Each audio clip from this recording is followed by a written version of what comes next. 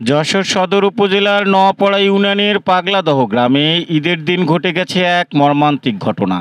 বাজি ফুটানোকে কেন্দ্র করে দু গ্রুপের সংঘর্ষে ছুরিকাঘাতে প্রাণ হারিয়েছেন 22 বছর বয়সী অনিক হোসেন। আহত হয়েছেন আরও 4 জন। স্থানীয় সূত্র জানায়, রাত 8টার দিকে পটকা ফাটানোকে কেন্দ্র করে সংঘর্ষ শুরু হয়। ছুরিকাঘাতে আহতদের উদ্ধার করে যশোর জেনারেল হাসপাতালে নেওয়া হলে কর্তব্যরত চিকিৎসক অনিককে মৃত ঘোষণা করেন। বাকিরা হাসপাতালে চিকিৎসাধীন রয়েছেন। যশোরের অভয়নগরে ঈদের আনন্দে বিষাদে পরিণত হয়েছে।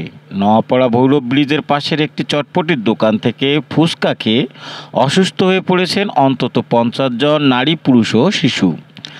ডাক্তারদের মতে খাদ্য বিষক্রিয়ার কারণেই তারা অসুস্থ হয়েছেন। অসুস্থদের মধ্যে অনেককে হাসপাতালে ভর্তি করা হয়েছে এবং চিকিৎসা চলছে।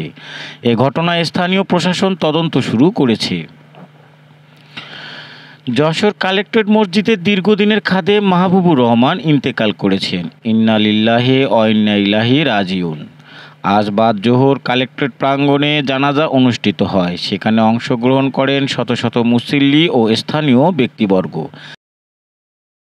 যশোর শহরে দিনে দুপুরে ছিনতাইয়ের শিকার হয়েছেন চা বিক্রেতা আলাউদ্দিন। দোকানের কাজ শেষে বাড়ি ফেরার পথে অজ্ঞাত 2 দুর্বৃত্ত তাকে অনুসরণ করে, অজ্ঞান করে এবং তার কাছ থেকে 7,000 টাকা ছিনিয়ে নেয়।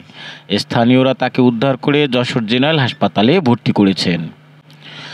যশোরের ঝুমঝুমপুর এলাকায় পূর্বশত্রুতার জেরে হামলার শিকার হয়েছেন মোহাম্মদ রফিকুল ইসলাম। সকালে গরুকে ঘাস খাওয়ানোর জন্য সমিলের ভেতরে গেলে কয়েকজন দুর্বৃত্ত তাকে লাঠি ও কাঠ দিয়ে মারধর করে। স্থানীয়রা তাকে উদ্ধার করে হাসপাতালে ভর্তি করেন।